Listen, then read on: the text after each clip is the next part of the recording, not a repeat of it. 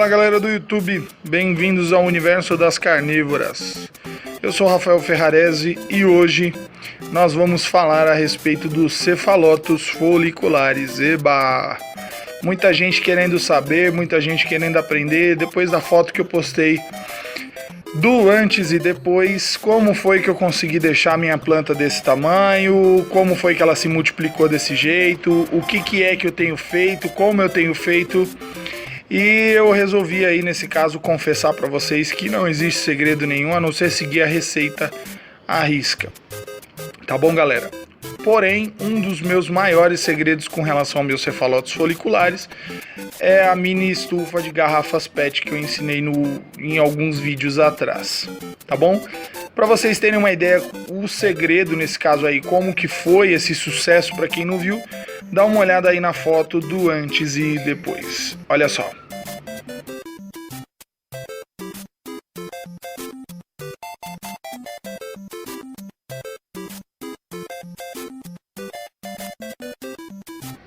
Viram só?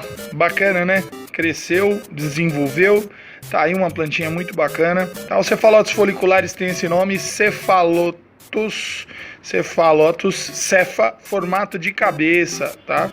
Planta com formato de cabeça, cefalotos, tá?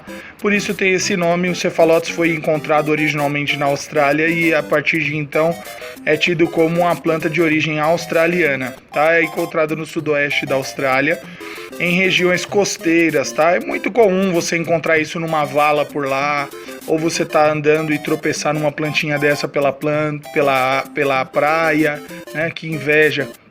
Ou até mesmo você andar próximo a algumas florestas e encontrar perto de um tronco ou de uma região de drenagem uma plantinha dessa assim comumente crescendo como o Cephalotus giant. Que incrível, né?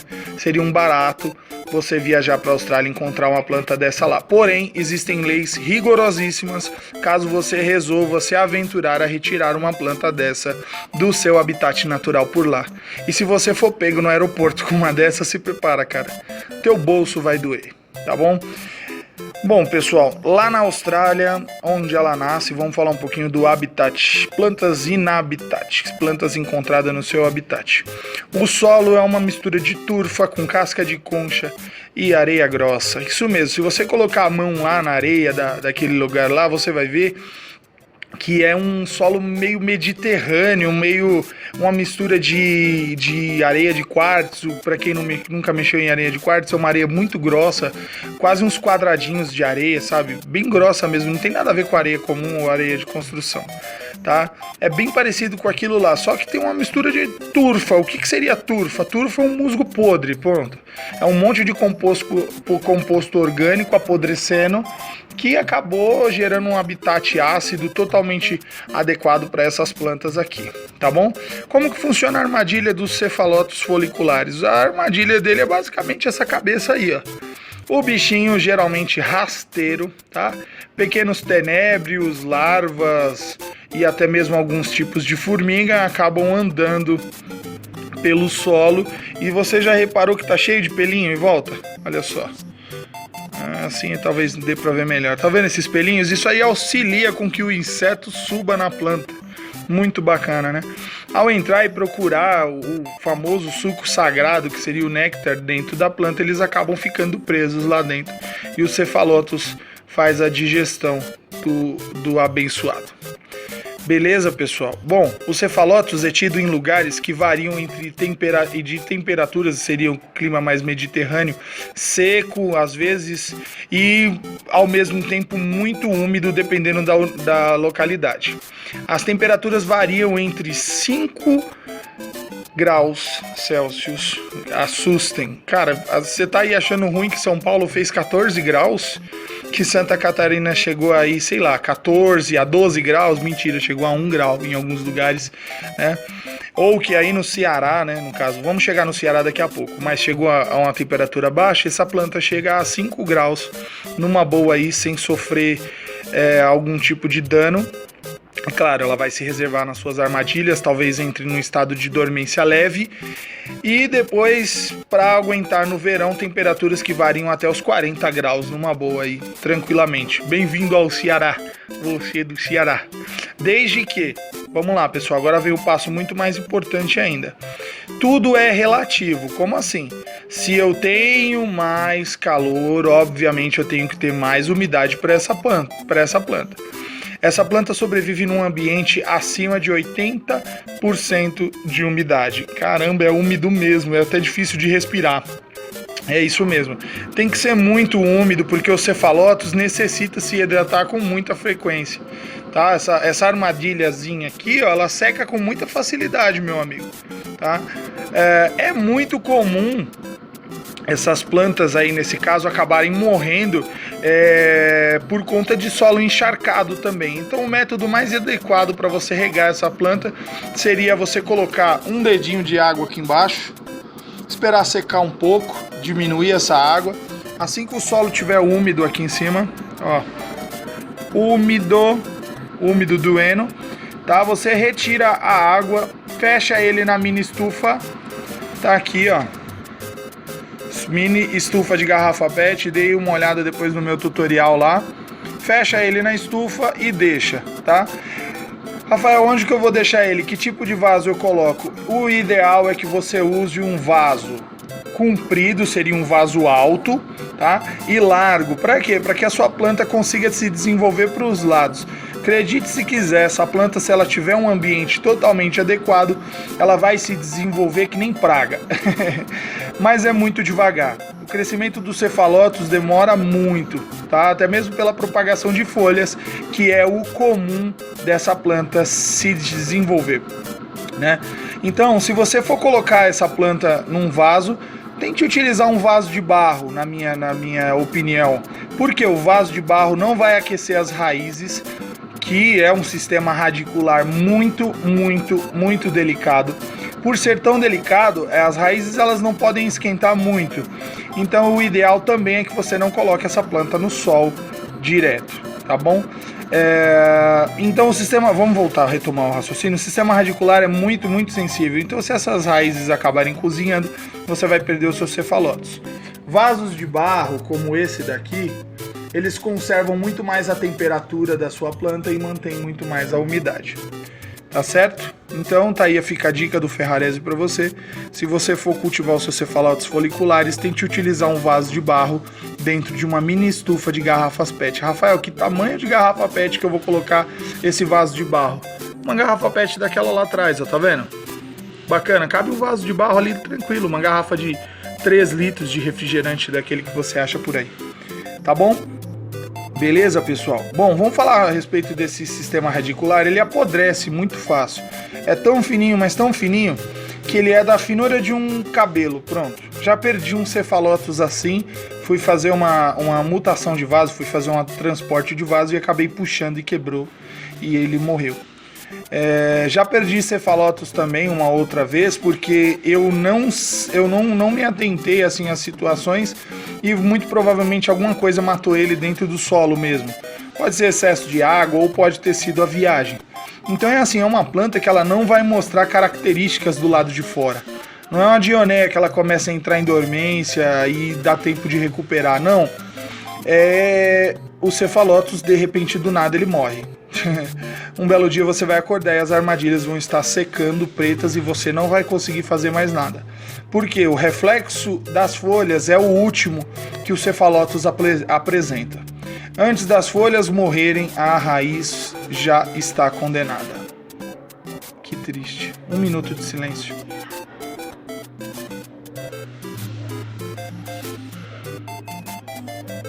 Brincadeira.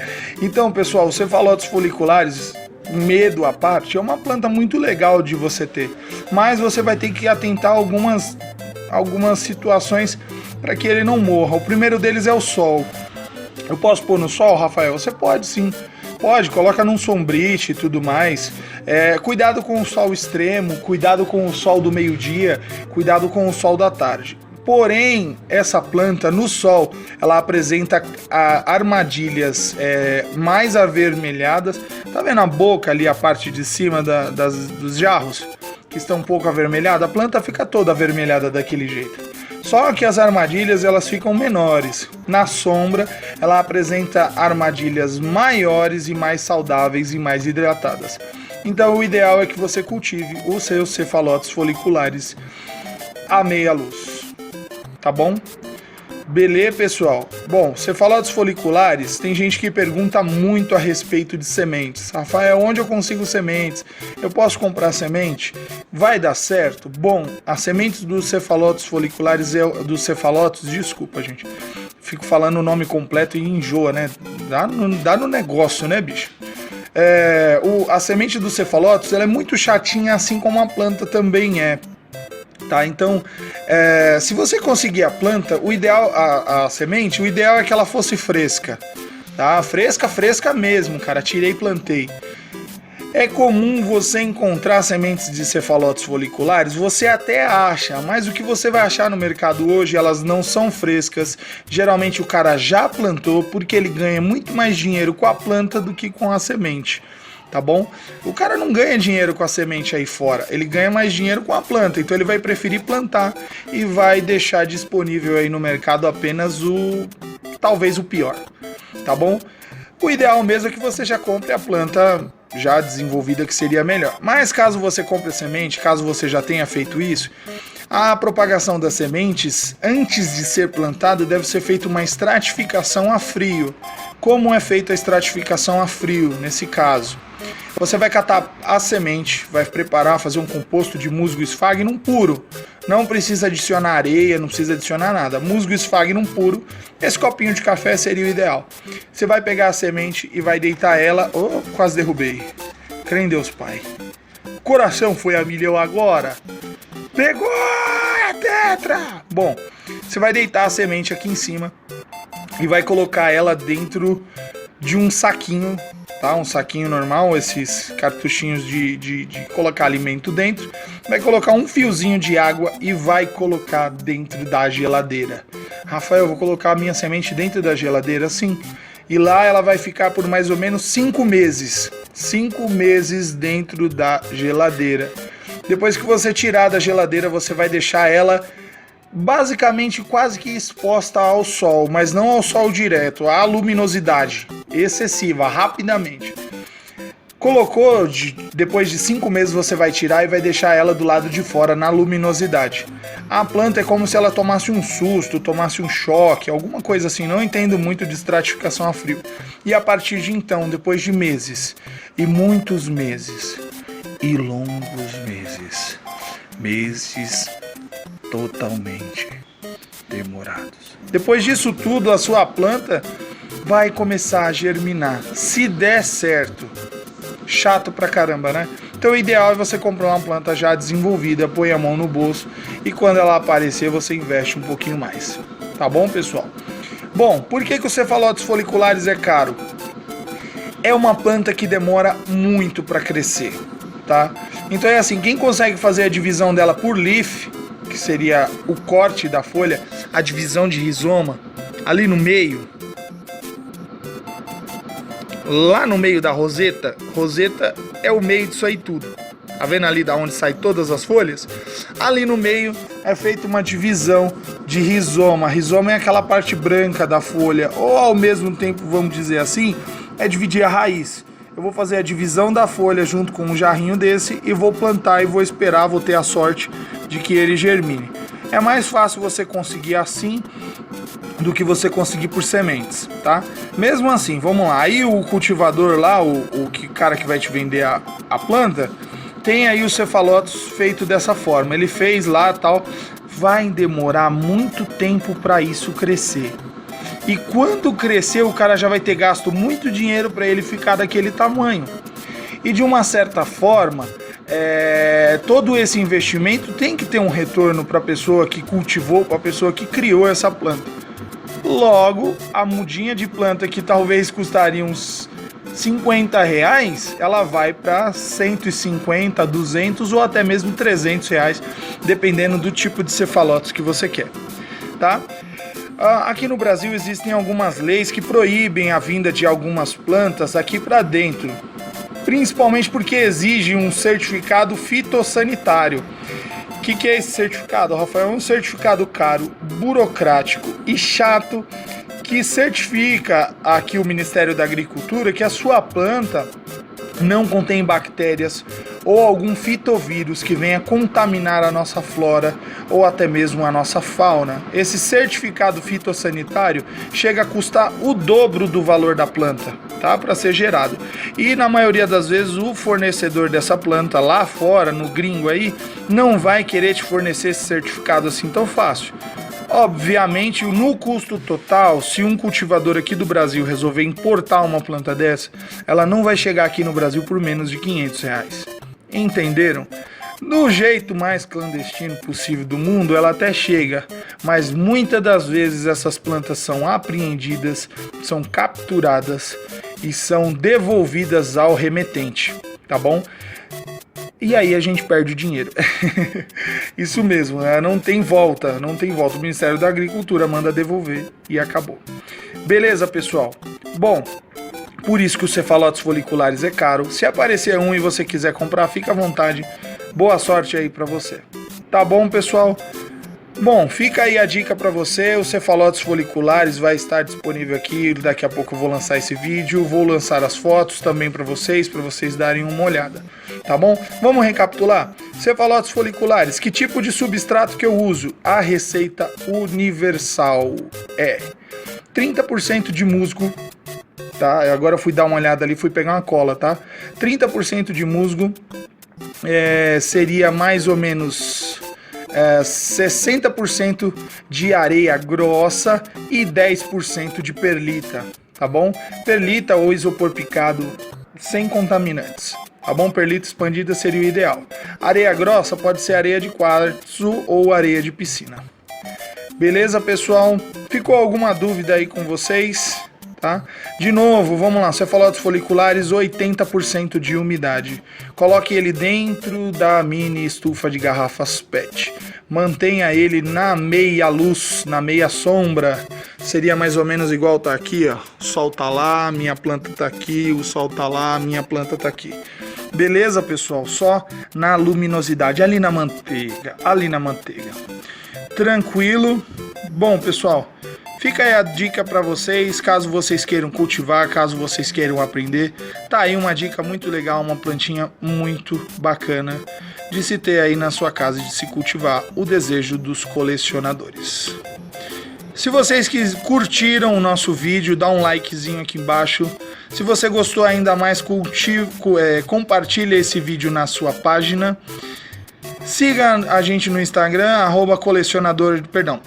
@Universo das Carnívoras, e no Facebook, Colecionador de Carnívoras. Se ficou alguma dúvida, deixa a sua dúvida aqui embaixo que eu respondo em no máximo 1 hora. Às vezes pode demorar um pouco mais. Tranquilo, pessoal? Vou colocar ele dentro da mini estufa de garrafa PET para você ver como ele fica. Bom, tá aí. Meus cefalotes fica assim, dentro da mini estufa de garrafa PET. Usei aqui uma garrafa de água mineral, um furinho bem mal feito aqui em cima e um outro furinho aqui embaixo. Eles estão do mesmo lado que eu errei, mas deu certo aqui. O ideal é que esses furos fossem do outro lado. Dá uma olhada depois no vídeo lá, você vai aprender.